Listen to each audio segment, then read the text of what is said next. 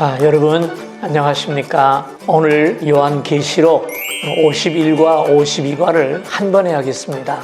계시록이라고 하는 것이 이해하려고 파고 들어가면 끝이 없고 자세하게 하기보다 좀 간단하게 해서 두 과를 한 번에 줄이도록 하겠습니다. 오늘 마지막 시간 가지게 하신 하나님께 감사를 드리고요.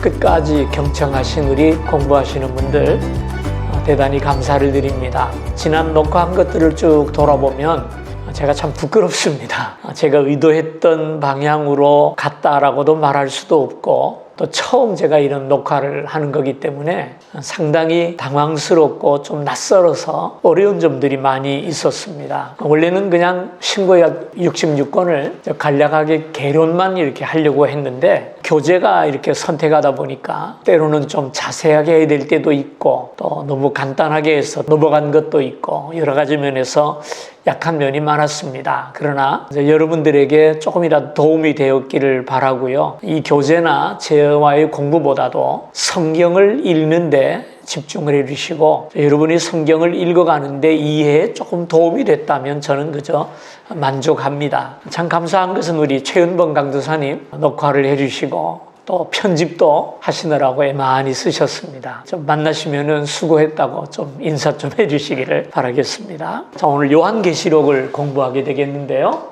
요한계시록은 말 그대로 요한이 계시를 받아서 쓴 책이 바로 요한계시록입니다. 사도 요한이 기록을 했고요. 약 BC 90년경이라고 이렇게 우리가 알려지고 있습니다. 이때 요한은 반모라고 하는 섬에 귀향을 가 있었어요. 에베소 교회를 목회하다가 예수 그리스도를 전한다는 것 때문에 로마 당국에 체포를 당해서 반모라고 하는 섬에 유배를 가게 되었습니다. 그 유배 간 섬에서 주일 아침에 주님 앞에 예배하며 기도하다가 주님을 만나게 되었고 이 환상 본 것을 기록한 내용이 요한계시록입니다. 지금도 그 반모섬을 가면 요한의 동굴이라고 하는 동굴이 있다고 그래요. 거기서 요한이 계시를 받았다 이런 말씀을 하는데 저는 터키까지 가서 반모섬을 갔어야 하는데 파도가 너무 높아서 들어가지를 못했습니다. 반모섬 주변에는 여러 섬들이 있었는데 대개 로마의 감옥으로 사용되었다고 합니다. 이 계시록을 우리가 공부할 때 이 요한계시록을 제일 좋아하는 사람들이 이단들입니다. 왜냐하면 그 내용을 잘 알 수가 없고 이렇다 그래도 틀렸다라고 말할 수 있는 사람이 없고 그렇기 때문에 자기들 편리한 대로 갖다 붙이기 좋으니까 계시록을 많이 사용합니다. 그러나 우리 기성교회 특별히 개신교회에서는 칼빈의 말대로 성경이 말하는 데까지 가고 성경이 말하지 않는 곳에서 멈추라라는 말씀을 칼빈이 한 적이 있어요. 그래서 우리가 이해할 수 있는 데까지는 가지만 이해가 어려운 곳에서는 멈추는 것이 맞지 그것을 해석하겠다고 또 계시를 받고 환상을 그럴 필요가 없는 것입니다. 그래서 우리가 계시록을 이해하는데 좀 읽어나가는데 굉장히 어려운 이유가 몇 가지 있어요. 첫째는 뭐냐 하면 초경험 세대이기 때문이다. 다시 말해서 우리의 경험을 넘어서는 세계다. 예를 들어서 창세기 창조하고요. 그 다음에 마지막 종말. 이건 아무도 본 사람이 없고 경험해 보지 않았어요. 그것을 우리가 기록을 한다 할 때 그 기록 자체도 사실은 어려운 거죠. 이 땅에 없는 것을 보고 이 땅에 있는 말로 표현을 한다는 것이 쉬운 건 아닙니다. 예를 들어서 여러분 보세요. 케냐 마사이 마을에 살고 있는 한 소년을 비행기에 태워 서울에 데리고 와서 롯데월드를 다 구경시키고 그리고 다시 돌려보냈다고 합시다. 그 아이가 가가지고 어떻게 그걸 설명을 할 것 같아요? 케냐에서 물 한 그릇을 얻으려면 보통 한 2시간을 걸어가야 돼요. 물이 좀 고여있는데 흙탕물이에요. 그걸 길어가지고 짊어지고 다시 돌아와서 그걸 끓이고 그 진흙을 가라앉혀야 먹을 수 있지 그냥 먹지를 못합니다. 그런 상황 속에 있다가 한국의 호텔에 와서 수도꼭지를 트니까 물이 쫙 나왔어요. 어떻게 설명하겠어요? 지금 요한이 바로 그런 겁니다. 천국에 갔더니 황금길이 있고 진주문이 있고 그랬는데 정말 황금길이 깔려 있었을까? 진주문이 있었을까? 그건 하나의 요한의 표현일 뿐이지 결코 그것이 천국의 실제 모습은 아닌 거죠. 그다음 두 번째, 2000년이라고 하는 갭이 있어요. 초대교회 성도들이 살았던 삶과 오늘 우리가 사는 삶이 너무나 달라요. 특별히 우리가 그 시대에 살았던 성도들의 상황을 우리가 모르기 때문에 오늘 이 말씀을 이해하기가 쉽지 않은 겁니다. 세 번째는 그 당시가 핍박기였다라는 사실을 기억할 필요가 있어요. 핍박기에 핍박당하는 성도들에게 반모섬에 있는 요한이 편지를 보냈어요. 편지를 보내는 이유는 뭐냐? 그들을 위로하기 위해서예요. 지금 로마가 온 땅을 통치하는 것처럼 보이고 희망이 없어 보이지만 사실 세상을 통치하는 분은 우리 예수 그리스도시고 우리 교회를 주님은 지금도 붙들고 계시고 돌보고 계신다. 그런 말씀을 전하는 것이고요. 또 하나는 우리를 괴롭히는 저 로마가 언젠가는 망할 것이다. 그리고 우리에게 영광의 시대가 온다. 주님이 다시 오실 것이고 면류관을 씌워줄 것이고 우리가 상급받을 날이 올 것이다 라는 말씀을 써서 보내는 것이 계시록 아닙니까? 자, 그러면 반모섬에서 육지로 편지를 보내면 여기 반모섬에는 로마 군인들이 지키고 있어요. 군인들이 지키고 있는데 편지가 오고 갈 때 그냥 전하지를 않을 겁니다. 그걸 다 검열을 하겠죠. 어떤 내용인지, 반국가적인 내용은 없는지, 이건 어느 시대나 어느 나라나 똑같은 상황이에요. 그렇기 때문에 사도 요한이 이 편지를 쓸 때에는 수많은 상징들과 암호를 쓴 겁니다. 암호. 이런 내용들은 초대교회 성도들은 이해할 수 있었지만 로마 군인들이 볼 때는 생소한 거죠. 옛날 우리나라 군사 독재를 펼치고 언론을 막 통제할 때 언론의 사명이 뭡니까? 사실을 알리는 건데 그 언론이 다 통제가 받고 있었어요. 활자가 되어서 신문에 찍히기 전에 전부 검열을 받아가지고 찍었단 말이에요. 그래서 그때는 신문이 이렇게 새로 쓰기로 돼 있었는데 우리가 유행하는 말이 행간을 읽어라 그런 말을만 했어요. 행간. 요 줄에 요 사이에 숨어있는 말들을 찾으라는 겁니다. 기자들하고 이 검열하는 군인들하고 숨바꼭질을 하는 겁니다. 그래서 일반인들이 들을 때는 이해할 수 있지만 군인의 눈으로 볼 때 이해할 수 없는 그런 내용들을 섞어가면서 이야기를 했어요. 그래서 언론이 통제되고 자유가 없었다고 하지만 기자와 독자들 사이에 은밀하게 통용되는 말들이 있었습니다. 그래서 그것들을 우리가 알 수 있었는데 바로 그런 것들을 사용한 겁니다. 그래서 성경에 보면은 여러 가지 많은 이야기들을 쓰고 있지만 그런 짐승이라든지 또는 바벨론이라든지 그 다음에 천국을 묘사하는 내용 같은 것들 이런 것들은 거의 다 상징입니다. 성경에서 말하는 계시록에서 말하는 바벨론은 누구를 얘기하나요? 로마예요. 로마. 다른 나라가 아니고 로마를 얘기하는 것이고요. 큰 전쟁이라든지 짐승이라든지 이게 다 거의 대부분이 로마를 상징하는 것이고 나아가서는 말세에 나타날 적그리스도에 대한 비유들을 얘기하는 것입니다. 그래서 이런 내용들이 우리는 너무나 알쏭달쏭하고 어려워요. 그러나 그 시대에 사는 사람들은 이 말씀을 충분히 이해했었다라는 사실을 기억을 해야 됩니다. 그래서 네 번째로 계시록은요, 쉬운 책이다. 좀 이상한 말이 될지 모르겠습니다만은요, 여러분 계시록을 좀 찾아보십시다. 1장 3절을 좀 보십시오. 보세요. 이 예언의 말씀을 읽는 자와 듣는 자와 그 가운데 기록한 것을 지키는 자는 복이 있나니 때가 가까움이라 그랬죠. 여기서 재미있는 내용이 나오는데요. 읽는 자와 듣는 자와 그 기록대로 지키는 자 이렇게 나와 있잖아요. 근데 재미있는 것은 읽는 자는 단수를 사용해요. 듣는 자, 지키는 자는 복수를 사용합니다. 그리고 뭘 의미하는 것일까? 왜 이거는 단수일까? 이것은요, 초대교회 성도들이 우리처럼 계시록을 들고 읽는 게 아닙니다. 왜? 책이 없었던 시대예요. 한 교회에 책이 한 권 내지 두 권 정도 있으면 그건 언제 쓰느냐? 주일 예배 시간에 다 모여서 찬송하고 기도하고 말씀을 낭독하는 시간이 있어요. 그럼 말씀을 낭독합니다. 베드로가 보낸 편지도 낭독하고 뭐 창세기도 낭독을 하고 계시록도 낭독을 하는데 그 낭독하는 사람은 한 사람이잖아요. 읽는 자. 근데 그 말씀을 듣는 자는 청중들이죠. 복수죠. 그러니까 이 무슨 얘기냐 하면은 계시록을 어렵게 쓰지 않았다는 근거가 뭐냐 하면은요. 한 사람 읽고 많은 사람이 들어요. 그리고 초대교회 성도들에게는 설교라는 게 없었습니다. 그래서 읽는 것으로 끝나는 상황에 뭐 목사가 있는 것도 아니고요. 그런데 그러면 이 말씀을 오늘 우리처럼 이해하지 못했느냐? 아니라는 거예요. 그 시대 사람들은 충분히 이해할 수 있는 글이었지 이해할 수 없는 것을 성경으로 쓰지 않는다라는 사실을 우리가 기억을 해야 됩니다. 그래서 우리에게는 좀 어렵고 힘들지 몰라도 초대교회 성도들은 쉬웠고 근본적으로 계시록은 무언가를 감추려고 쓴 것이 아니라 보여주려고 쓴 것이기 때문에 결코 어려운 책이 아니다라는 것이 중요하고요.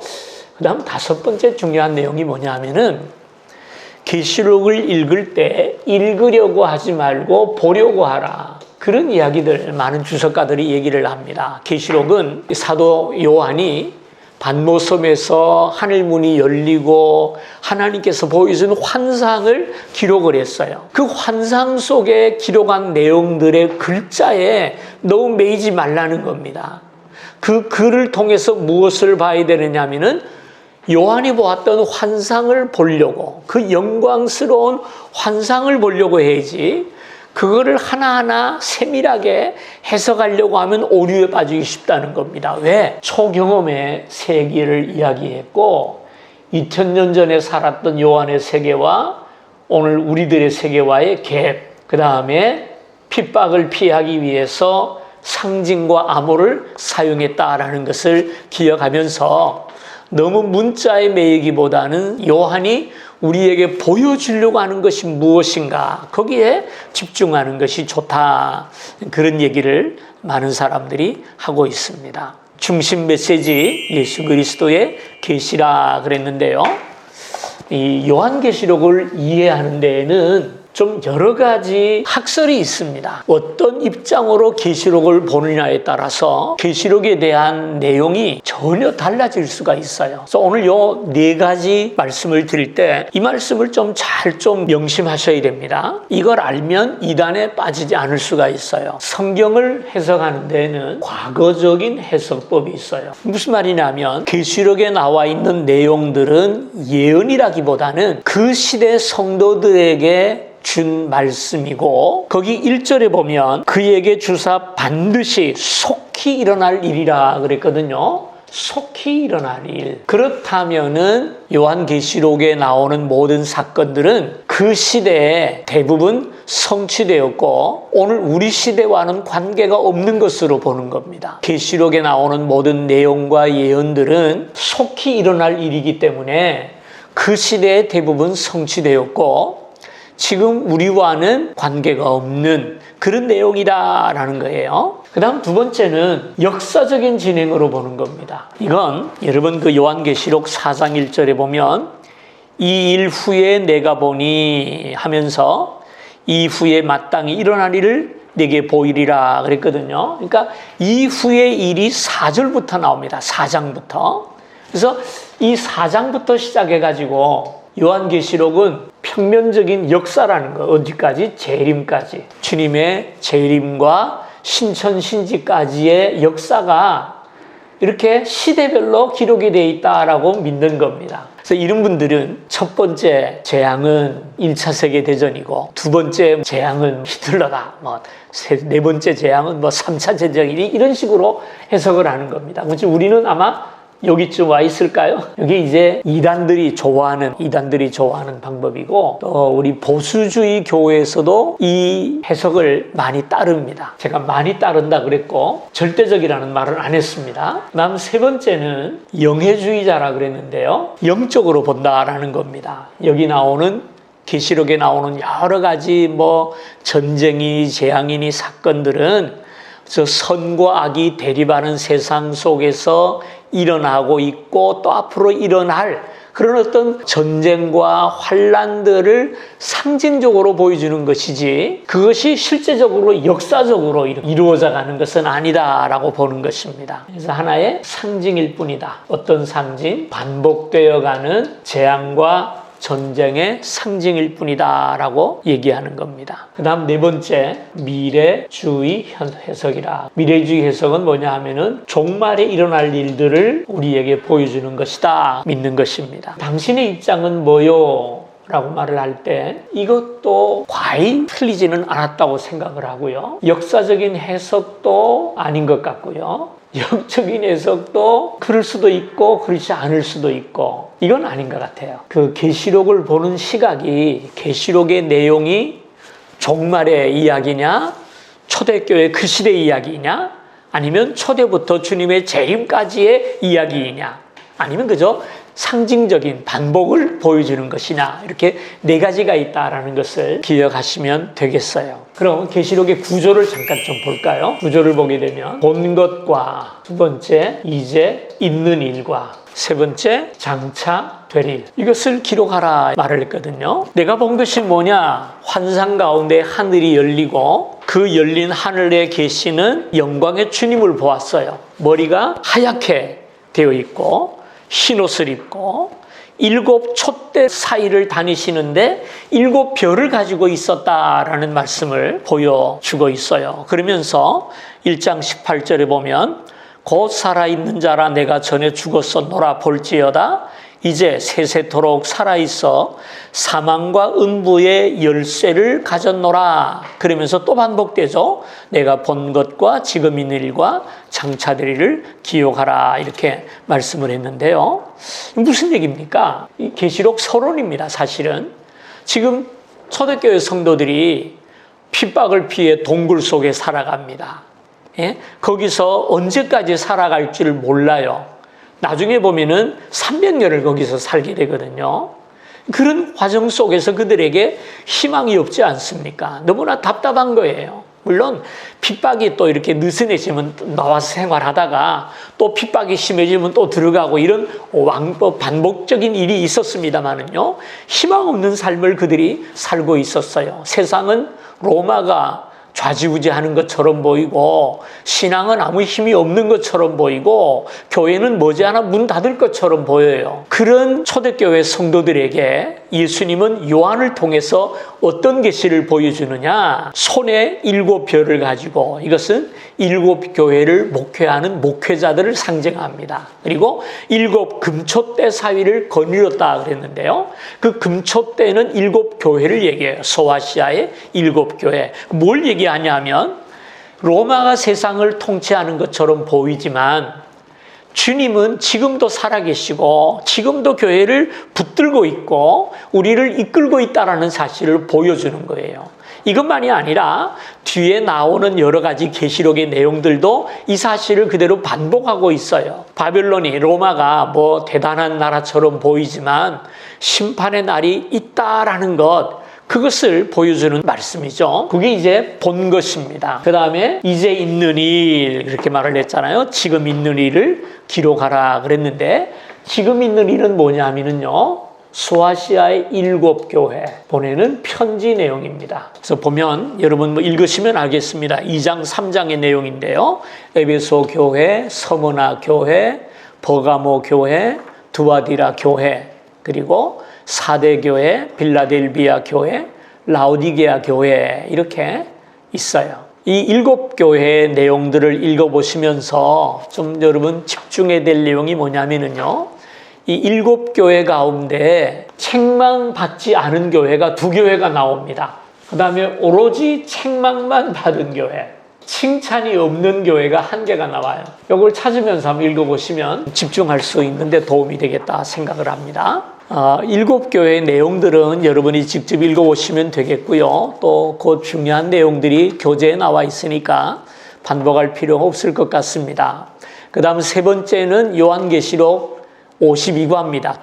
335페이지인데요. 세 번째 요한계시록의 내용이 장차 될 일을 기록하라 그랬죠.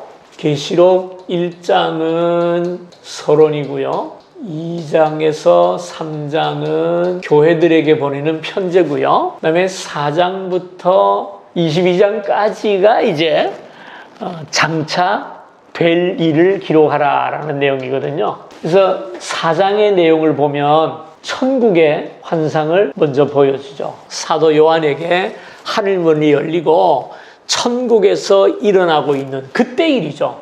현재입니다. 현재.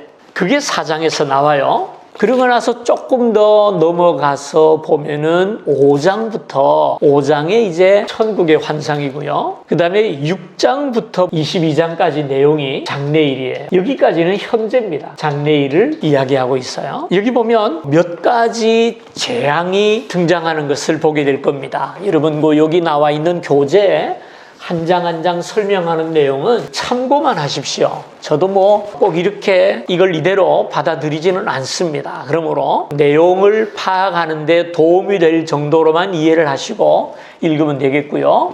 이 강의를 잘 좀 들어보시기를 바랍니다. 여기 보면은 7장부터 3가지 재앙이 나옵니다. 첫째는 7인의 재앙이 나오고요. 두 번째는 7 나팔의 재앙이 나오고요. 세 번째는 7 대접의 재앙이 나와요. 그래서 이 내용들을 잠깐 보죠. 첫째로 7인입니다. 6장 1절부터 7장 17절까지. 그 다음에 7 나팔의 재앙이 나오는데요. 이 내용이 8장부터 15장까지 나옵니다. 그 다음에 7 대접은 16장부터 나와요. 7 대접의 환상이 나옵니다. 그런데 이 7인 재앙과 7 나팔 재앙과 7 대접의 재앙 사이사이에 삽입되는 내용들이 있어요. 여기서는 삽입이라는 말을 안 쓰고 간주곡이라는 말을 썼어요. 근데 이 내용들을 보게 되면 특이합니다. 어떤 면에서 특이하냐 하면 첫 번째 7인의 재앙이 나오지 않습니까? 그리고 나서 7번째 재앙이 없어요. 그 다음부터 7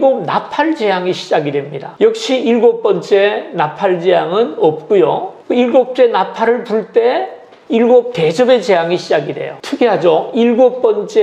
7인의 재앙이 7 나팔 재앙이 되고 7번째 나팔 재앙이 7 대접의 재앙이 되는 겁니다. 그러니까 점점 이렇게 재앙이 확대돼 나가는 것을 보게 돼요. 3가지 재앙이죠. 그죠? 끝나고 나면 19장에 가서 보면은 어린 양의 혼인잔치가 나와요. 그 다음에 20장에 가면은 천년왕국의 이야기가 나옵니다. 21장의 내용을 가서 보게 되면은 새하늘과 새 땅이 열리는 것을 봅니다. 18장에 보면은요, 바벨론의 멸망이 나와요. 큰 전쟁의 이야기가 나오고, 큰 전쟁은 아마겟돈이죠. 바벨론의 이야기가 나옵니다. 그리고 나서 22장의 내용은 천국의 모습을 우리에게 자세하게 보여준, 고난과 환난을 이기고 천국에 들어갈 성도들이 누리게 될 그 나라가 어떤 나라인가, 21장, 22장의 내용이 바로 그것을 우리에게 보여주고 있어요. 그래서 이제 중요한 것, 7인이 있고요, 나팔이 있고요, 그 다음에 대접이 있죠, 그 다음에 전쟁이 있어요, 그리고 혼인잔치가 있고요, 그 다음에 천년왕국이 있고요, 새하늘과 새 땅, 그리고 이제 영원한 세계가 열리게 되겠죠. 그러면 아까 우리가 역사적인 해석법을 잠깐 보았습니다마는요, 도대체 이 혼인잔치가 뭐며 천년왕국은 뭐냐, 이 전쟁은 그렇다면 언제 일어날 것이냐, 이런 재앙들은 차례대로 오는 것인지, 이런 의문들이 참 많이 생겨요. 역사적 해석을 주장하는 사람들은 여기다가 하나씩 다 사건을 갖다 붙입니다. EU 공동, 여기는 3차 대전이다. 여기는 여기 나오는 짐승은 EU 공동체다. 교황이다. 또는 공산주의다. 실제로 우리나라에서 공산주의가 마지막이 전쟁이라고 믿었던 이단들이 있었어요. 그래서 자기가 혼인잔치의 주인이다, 이렇게 그러고 주장하는 분들도 있었고요. 그래서 이렇게 보는 사람들이 있는데, 아까 말씀드린 그 역사적 해석에는 2가지가 있어요. 수평적인 시간의 이동으로 보는 사람이 있는가 하면, 역사적인 해석과 아까 얘기했던 영적인 해석을 좀 가미해서 이 역사가 이런 수평적인 역사가 아니고 나선형의 역사다라고 이야기를 합니다. 나선형. 이게 뭘 얘기하는 걸까요?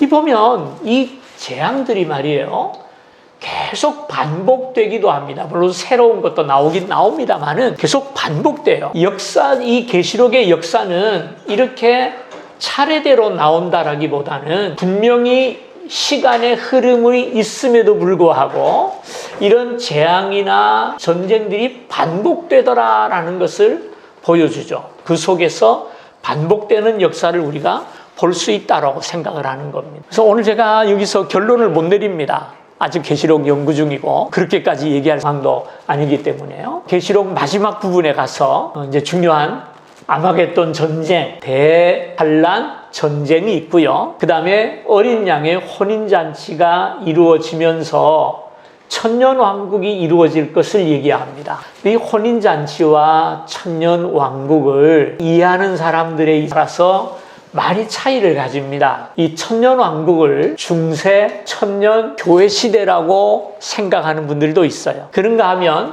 예수님이 이 땅에 재림하셔서 혼인잔치를 열고 천년왕국을 이루어 가시는데 우리 성도들이 그 천년왕국의 주인공이 되어서 10나라, 10골, 5골 이렇게 다스릴 때가 온다. 그렇게 믿는 사람들도 있어요. 이게 이제 전천년주의라 그렇게 하기도 하는데요. 천년이 오기 전에 예수님이 재림하신다라고 믿는 거예요. 이걸 이제 누가 지금 이거를 확대 해석하냐 하면은 신천지 이단이 이 교리를 받아들이고 있어요. 어린 양이 이미 왔어요. 혼인잔치가 벌어지고 이만희 교주가 원래 모습을 드러내게 될 때 이 땅에 천년왕국이 오게 된다고 믿는 겁니다. 근데 그렇게 되면 문제는 뭐냐 하면 예수님이 한 번 더 오셔야 돼요. 새하늘과 새 땅이 언제 열리느냐? 천년왕국 후거든요. 예수님이 2번 재림해야 된다라고 하는 점이 있죠. 근데 또 한 가지는 무천년주의라고 얘기하는데요. 이 혼인잔치와 천년왕국을 교회로 보는 겁니다. 이 중세 천년을 천년왕국으로 본다는 것은 사실은 천주교가 주장하고 있는 내용입니다. 후천년설이라 이렇게 얘기하는데요. 근데 무천년설은 뭘 얘기하냐면은 교회라고 보는 겁니다. 지금 그러니까 우리가 이미 천년왕국에 들어와 있다는 것이죠.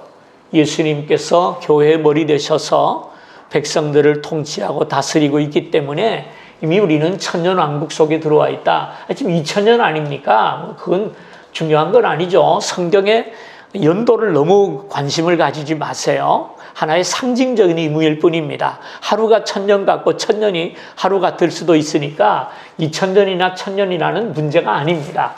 이렇게 보게 되면은 주님이 한 번 재림하시니까 이야기는 간단해지죠. 이런 저런 학설들이 있으니까 혼란스러운데 제가 왜 이런 혼란스러운 이야기를 자꾸 드리냐 하면 계시록에 대해서 역사적으로 해석하는 방법들이 수도 없이 많았다는 얘기입니다. 지금 신천지에서 얘기하는 계시록 해석을 이미 1000년 전에 벌써 얘기한 사람들이 수두룩해요. 그러니까 해 아래 새 것이 없다는 말처럼 계시록에 대한 해석이 여러 가지가 있다라는 거예요. 그래서 칼빈이 하는 말이 뭡니까? 성경이 말씀하는 데까지 따라가고 성경이 멈추면 멈추라는 거예요. 이렇게 혼란스러운 얘기를 하지 않았을 텐데 혼란스럽다라는 말은 멈추라는 얘기예요. 멈추라. 하나님께서 우리에게 밝히 보이신 복음의 말씀을 붙잡고 믿음으로 살며 주님의 재림을 기다리면 그날이 우리에게 영광스러운 날, 축복의 날이 될 줄로 믿습니다. 오늘 이 공부 끝났다고 졸업장 드는 거 아니니까 무엇보다 성경을 꼭 읽으시길 바랍니다. 성경을 읽으시면 이 모든 공부보다도 가장 큰 유익을 얻게 될 줄로 믿습니다. 대단히 수고하셨습니다. 또 뵐 수 있으면 그때 가서 뵙겠습니다. 건강하십시오.